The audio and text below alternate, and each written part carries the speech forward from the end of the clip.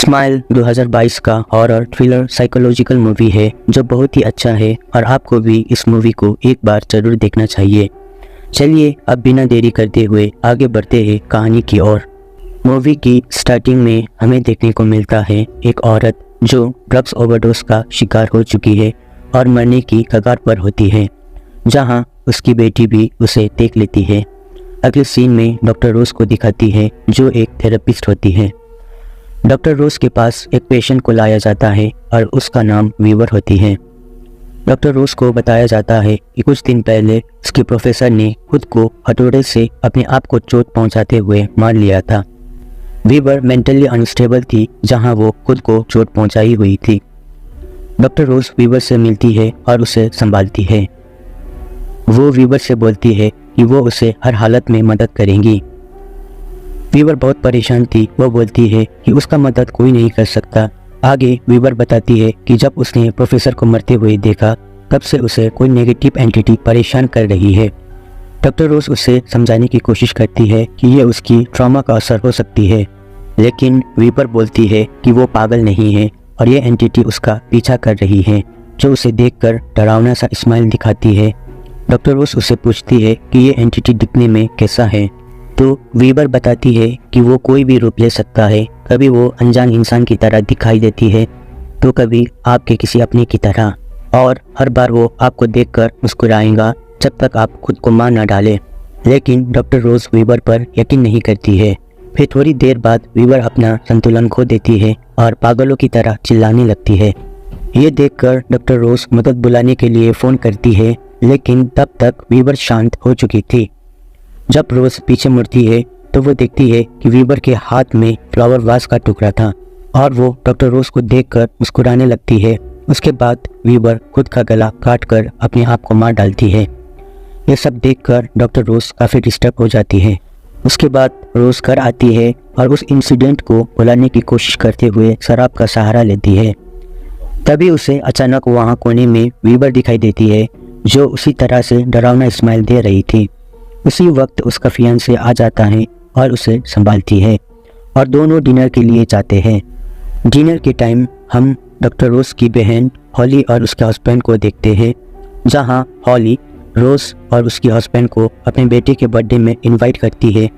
रोज आने से मना कर देती है क्योंकि उस दिन उसका काम था।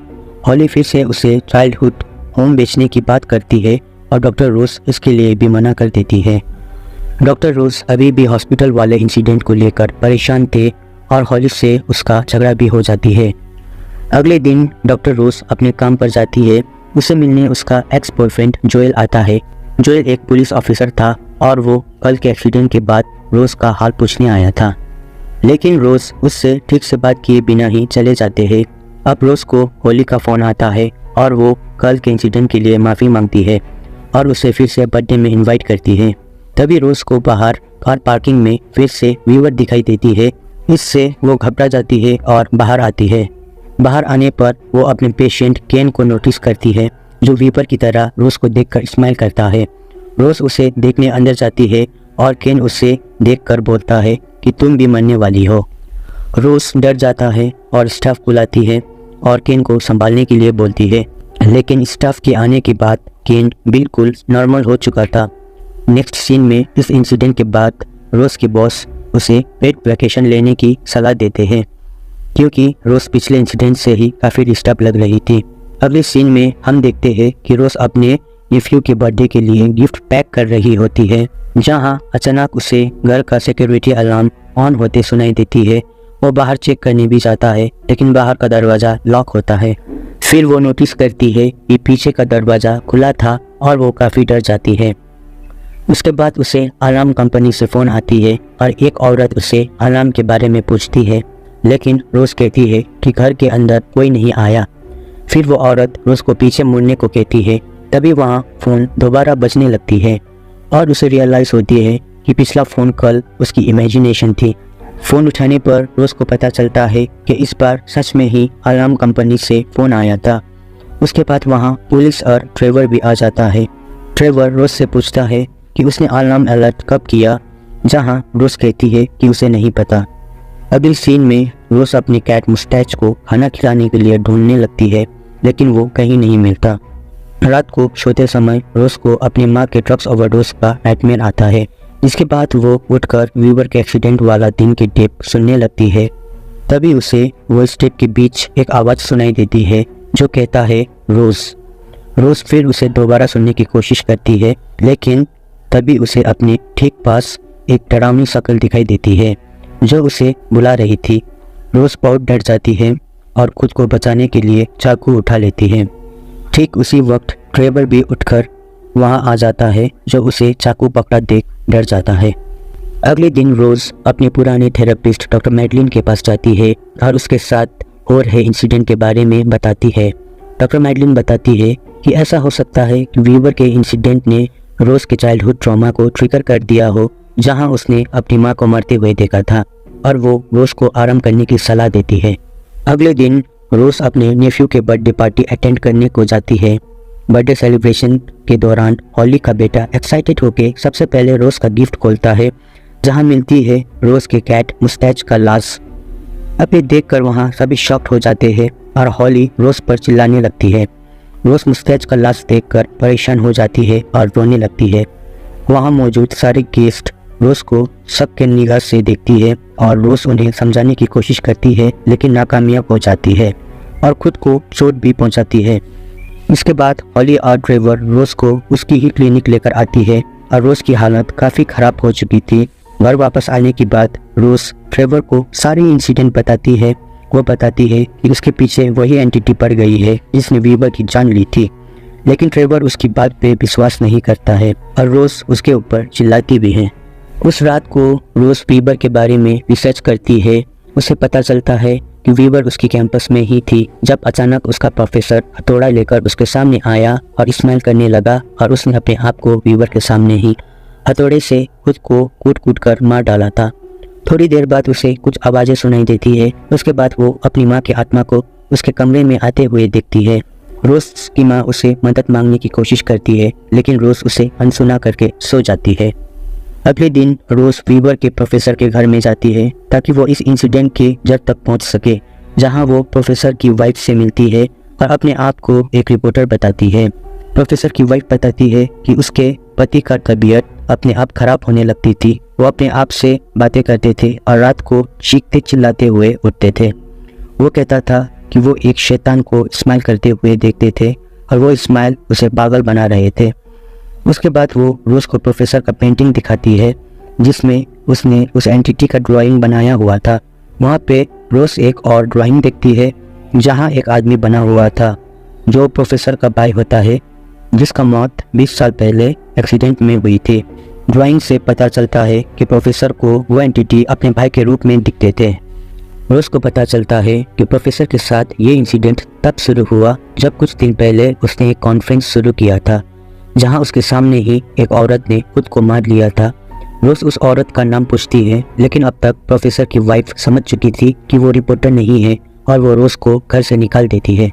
उसके बाद रोज और इन्वेस्टिगेशन करने के लिए उसके एक्स बॉयफ्रेंड जोएल के पास जाती है जो एक पुलिस था। रोज और जोएल पता लगाता है कि जिस औरत ने खुद को मारा था प्रोफेसर के सामने, उस औरत ने भी किसी को हाईवे में मरते हुए देखा था। जोएल हाईवे का सीसीटीवी फुटेजेस देखता है और पता लगाता है कि यह आदमी भी मरने से पहले स्माइल कर रहा था। इन सारी फुटेजेस का प्रिंट आउट निकालकर रोज अपने फियांसे ट्रेवर के पास जाती है, जहां ट्रेवर ने घर पर डॉक्टर मैडलिन को बुलाया हुआ था। यहां ट्रेवर और डॉक्टर मैडलिन रोज से बात करने की कोशिश करते हैं, लेकिन रोज गुस्सा होकर वहां से चली जाती है। उसके बाद रोज अपनी बहन हॉली से मिलने जाती है, जहां हॉली भी उसके प्रूफ देखने से मना कर देती है। यहाँ हमें पता चलता है कि बचपन में हॉली उसकी माँ को छोड़कर चली गई थी, जिसकी वजह से उसकी माँ ने रोज पर बहुत अत्याचार किए और उसकी लाश भी रोज को मिली थी, जिसकी ट्रॉमा से रोज आज भी निकल नहीं पाई थी। उसके बाद हॉली भी रोज को घर से निकाल देती है। अब रोज पूरी तरह टूट चुकी थी। धीरे धीरे रोज की हालत काफ़ी बिगड़ चुकी थी। अगले सीन में हम देखते हैं कि रोज कार में बैठी है, तभी उसे जोएल का फ़ोन आता है। जोएल बताता है कि स्माइलिंग केस में टोटल 20 डायरेक्ट कनेक्शन मिले हैं, जहां हर इंसान ने दूसरे को मरते हुए देखा और खुद को मार डाला। इनमें बस एक ही इंसान था जिसने अपने बॉस को मरते हुए देखा था, लेकिन खुद को मारने की बजाय किसी दूसरे को मार डाला और वो अभी भी जिंदा है। इसके बाद जोएल और रोज उस आदमी से मिलने जाते हैं जिसका नाम था रॉबर्ट। रॉबर्ट इस वक्त जेल में था। रोज रॉबर्ट से कहती है कि 20 केसेस में से एक वही है जो एक कत्ल को देखने के बाद भी खुद स्माइलिंग एंटिटी का शिकार नहीं हुआ, और वो पूछती है कि उसने ऐसा क्या किया कि वो बच गया।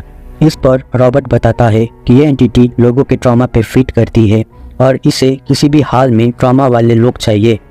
उसने खुद को मारने की बजाय अपने पड़ोसी को मार डाला, जिससे उसका कर्ज पड़ोसी के वाइफ के ऊपर चला गया, जिसने अपने पति को मरते हुए देखा और उसने इस कर्ज को आगे बढ़ाया।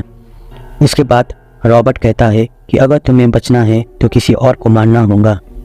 ये बात सुनकर रोज बहुत परेशान हो जाती है। फिर वो घर चले जाती है। थोड़ी देर बाद वहाँ रोज से मिलने डॉक्टर मैडलिन आती है और पिछले दिन के लिए माफ़ी मांगती है। पहले तो रोज उसे दरवाजे से ही बेचने की कोशिश करती है, लेकिन डॉक्टर मैडलिन कहती है कि तुम ठीक नहीं हो, तो ऐसे में मैं अथॉरिटी को फ़ोन कर सकता हूँ और कह सकता हूँ कि तुम अनफिट हो, फिर वो लोग तुम्हें पकड़ कर ले जाएगा। उसके बाद रोज डॉक्टर मैडलिन को अंदर ले लेती है। रोज डॉक्टर मैडलिन को बताती है कि उसको उसकी फैमिली ने अकेला कर दिया है। उसी वक्त रोज का फ़ोन बजता है और ये फ़ोन असली डॉक्टर मैडलिन की होती है और वो फ़ोन पर पिछले दिन घर आने के लिए माफ़ी मांगती है। उनके सामने बैठी डॉक्टर मैडलिन अब स्माइल करने लगती है और रोज से कहती है कि तुम्हारा वक्त आ गया है। इसके बाद डॉक्टर मैडलिन के बेस में आई एंटिटी रोज की तरफ बढ़ने लगती है। रोज चिल्लाती है और वहाँ से भाग जाती है। अब इस सीन में रोज एक चाकू लेकर हॉस्पिटल पहुँच जाती है। वो ये कहकर हॉस्पिटल में एंट्री लेती है कि उसे अपने ऑफिस से कुछ सामान लेनी है। उसके बाद वो केन के कमरे में जाती है और उसे चाकू से मार डालती है, लेकिन उसे उसका बॉस देख लेती है। अगले ही पल हम देखते हैं कि ये सब रोज की एक इमेजिनेशन है। तभी वहाँ पे रोज से मिलने उसके बॉस आते हैं। रोज के पास चाकू देखकर उसके बॉस उसे भर्ती करने की बात करते हैं, लेकिन रोज उसके बॉस में भी वही स्माइलिंग एंटिटी दिखती है और वहाँ से भाग जाती है। रास्ते में उसे जोएल का फ़ोन आता है। वो कहता है कि तुम्हें पकड़ने के लिए पुलिस अलर्ट जारी किया है। रोज कहती है कि उसे समझ आ गया है कि यह एंटिटी क्या चाहता है। वो कहता है कि ट्रॉमा को आगे बढ़ाने के लिए यह एंटिटी चाहता है कि उसकी मौत कोई देख ले, लेकिन रोज ऐसा होने नहीं देना चाहती थी और खुद को अकेला कर लेती है। अगले सीन में हम रोज को उसके बचपन के घर में देखते हैं, जहां आकर रोज सारे खिड़की दरवाजे बंद कर देती है। फ्लैशबैक से हमें पता चलता है कि जब रोज की मां ने अपने आप को ड्रग्स ओवरडोज से मारने की कोशिश की थी, तब रोज के वहां आने पर वो जिंदा थी और उसको मदद बुलाने को कहा था, लेकिन रोज ने अपनी मां को वहीं छोड़ दिया था और भाग गया था। उसके बाद रोज घर में एक लालटेन जलाकर एंटिटी का इंतजार करती है। तभी उसे उसकी माँ के कमरे से रोने की आवाज़ आती है। रोज वहाँ जाती है और बिस्तर पर अपनी माँ को देखती है।